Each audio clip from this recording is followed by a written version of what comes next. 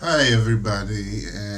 So, continuing the issue of resistance and protest, I want to talk about how hip hop and rap music can be a source of resistance and protest in African American culture.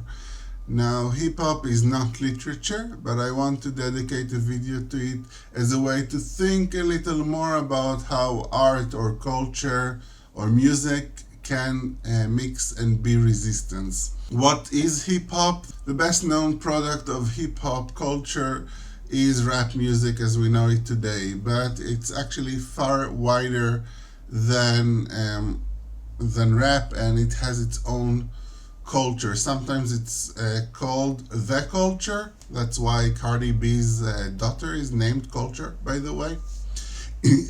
Hip hop includes music and DJ styles that we know today. It includes dance styles like breakdance originally, but also other styles, and the stylized graffiti all originated in New York City in the late 1970s, but since then it spread throughout the world, especially music, which has influence over many type of contemporary musical styles. You can hear it basically anywhere, from K-pop to even varieties of metal.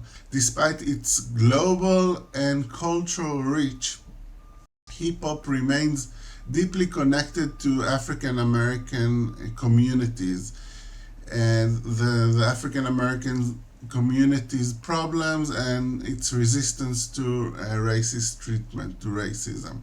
Unfortunately, I can't include songs in this video. YouTube will take the videos down if I put songs in, especially if I put the entire song in.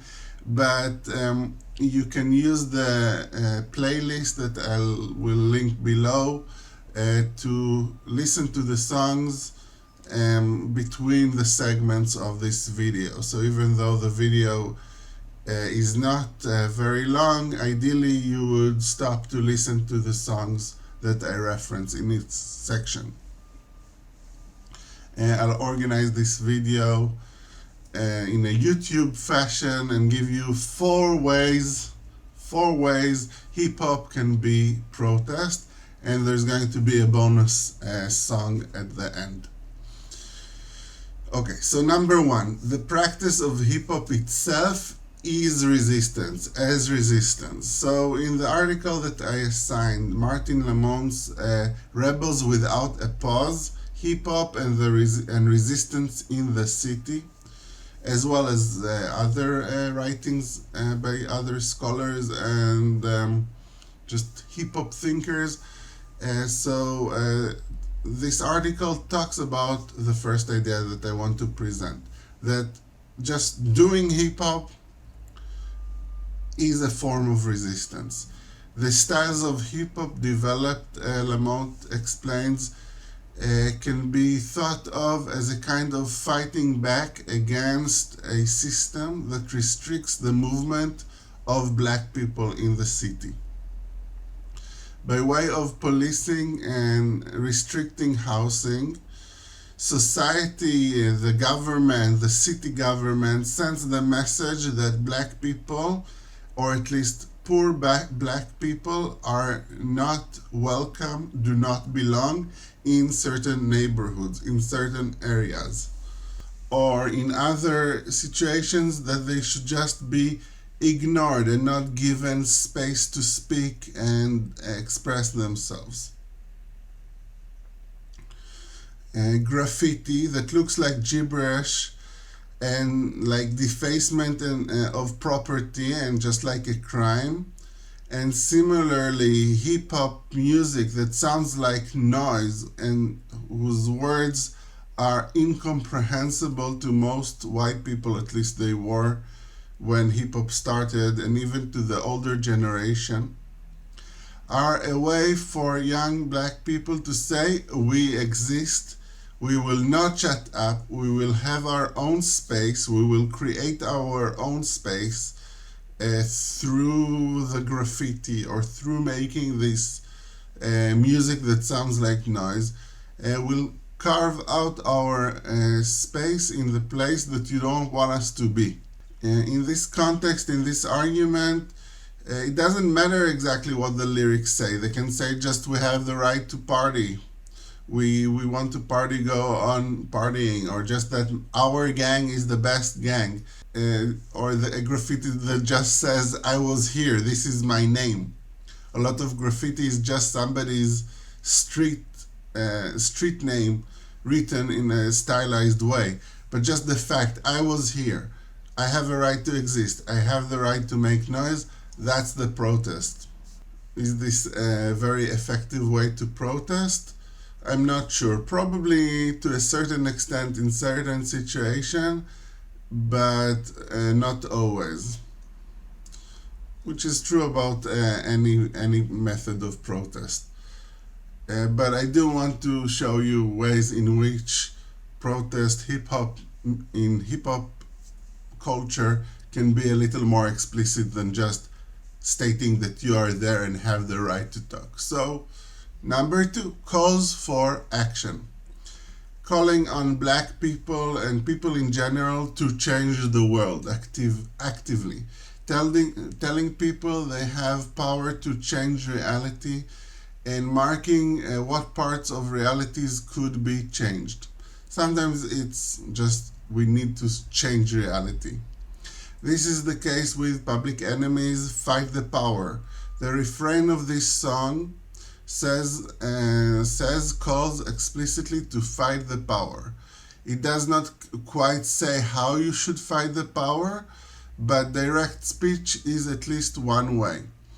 The verses make clear that much of this power is white supremacy and control over society. One verse states that most of my heroes don't appear on stamps, suggesting that people that are meaningful to Chuck the rapper are not deemed worthy of celebration. Society at large doesn't celebrate them, doesn't let them be on stamps, unlike powerful white men who are on stamps. He calls them rednecks, which is a derogatory term for white people and actually especially for poor white people, but he uses it in general for white people in order to be abrasive and shocking. Part of protest can be just trying to shock people into listening to you. Thus, this song is a direct call for action in protest of a racist system that celebrates white people over black people. Number 3, reporting. Sometimes protest does not say go do something, go act something, this is the one law that we want to change, but works by reporting on problems, reporting almost like a newspaper on what the problems in the world are, hoping that maybe it will lead to change. Chuck D, who's the rapper and leader of Public Enemy, said once that rap is Black America's CNN, suggesting that it is where black people get their news and more broadly have their worldview shaped. So these kinds of hip-hop songs will report and protest by reporting how black people live, how they suffer, the dangers that they face, and the indignities that they face. One of my favorite examples is a very old school song coming from a very old school group called the Grandmaster Flash and the Furious Five, and the song is called The Message. Even the title gives us the idea that it's reporting something, that it has some kind of message for us, as the title is called. As you listen to the song, note how the tone of the rapping brings forward how close to the edge he is, how easily he might be pushed over the edge, how angry he is when he's reporting these things, How the notice how the electronic backtrack is part of the urban decay atmosphere. There's something like that the sound of the song is also reporting on the noise and the disturbance around the speaker. The verses includes lines that paint the picture of bad conditions in poor neighborhoods. For example, from the first verse, broken glass everywhere, people pissing on the stairs, you know they just don't care. I can't take the smell, can't take the noise, got no money to move out, I guess I got no choice. The chorus shows the frustration and anger at this situation, going, don't push me cause I'm close to the edge, I'm trying not to lose my head. They also suggest that without change there's a real risk of despair and depression. It's like a jungle sometimes, it makes me wonder how I keep from going under. Like he's almost going to sink down in despair, but for now he's not. But he might. That's why it's protest, telling us that the situation is bad, you need to change it somehow. Sometimes people engage in reporting won't say that they are protesting. Maybe they will seem to be proud, flexing, or bragging about what they are reporting. In a lot of gangster rap, that's the situation. Nevertheless, they will be reporting on bad conditions in a way that raises awareness, and we can read as actual protest. Thus, even gangster rap, or later on in the history of hip hop, trap music can be understood as a kind of protest. You can listen to some of the song called Trap Music. Trap music in general, and this song specifically, is named after trap houses where people sell heroin. And the music itself, even if you don't listen to the words, is this relentless beat of the and noise of the electronic hi-hat that goes at a very very high tempo, very very fast rhythm. The attack of the rap lyrics, and the scary atmosphere of living in the neighborhood run by drug dealers are combined with this sound.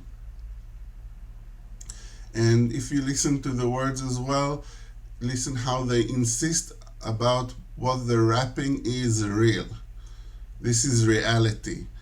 Saying that even if this is music you can dance to and it makes us sound tough and like heroic gangsters from the movies, this is also reality, and you have to know, listen, learn. This is how some of us are living.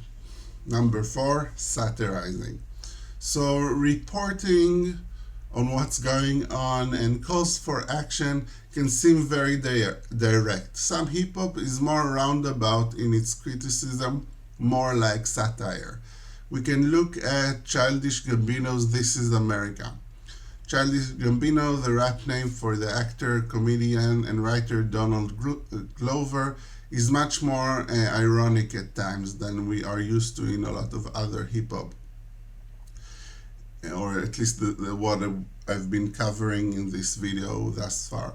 Is also not just reporting but also criticizing. With this song, I think the music video itself really helps to bring forward the satire and irony.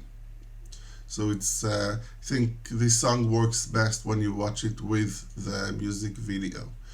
As you watch and listen to This Is America, notice the confidence of the recurring line. The confidence of the recurring line. This is America. No argument allowed.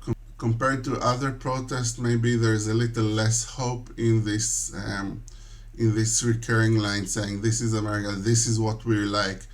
It's going, even if we can't change it, it's going to be very difficult. what is he protesting? So one thing can be the gun culture in America and the celebration of violence, and especially guns. He keeps saying guns in my area. There is this sense that people treasure guns more than they treasure the lives of people. So this is typical of a lot of parts of American societies, but it also affects black people. It criticizes the tendency as well to lose yourself in greed, money making, and entertainment. There's a line that goes, "Get the money," and another refrain that goes, "We just want to party." Like, forget about everything, we're going to party while there are guns in the area and things are exploding all around him in the video, and there's extreme violence. The tone is happy, like a great party but at the same time, the images shown in the video are of destruction and severe violence, creating a sense of distance between what is said and what is meant, what is said and what is um, known to us to be the truth. So there's this sense of irony, gap between what is said and what is meant. It all seems like a distraction from the truth of fragile life. All this partying, all this money making seems like a distraction from the truth of fragile life that we see on screen, especially for black men who are in a greater dangers, just statistically, of dying younger. And he has a line, "I'm just a black man," towards the end, "I'm just a black man," that comes towards the end of the song, maybe reminding us how fragile his life is and how all these things that he was celebrating, seems to have been celebrating, are not enough to keep himself safe. Now, a bonus song, "Like a Girl" by Lizzo, I want you to listen to and think about for several reasons. It shows us that hip hop and protest do not belong only to men. Women rappers, women creators can do it as well. You can protest other things other than racism. We also already saw that even in This Is America. But here it's not about racism, it's about sexism, it's about protesting how women are treated, and how, maybe leading up to the next unit, how protest can be a celebration. In this song, Lizzo takes the phrase "like a girl" that is often used to make fun of young women and girls, as like in phrases like "you throw like a girl" or "you run like a girl," and makes it positive, a source of pride, proclaiming that she can do anything she wants, but even as she does this, she is doing it like a girl, which turns into something that's really good. Thus, she's protesting the negative stereotypes about girls.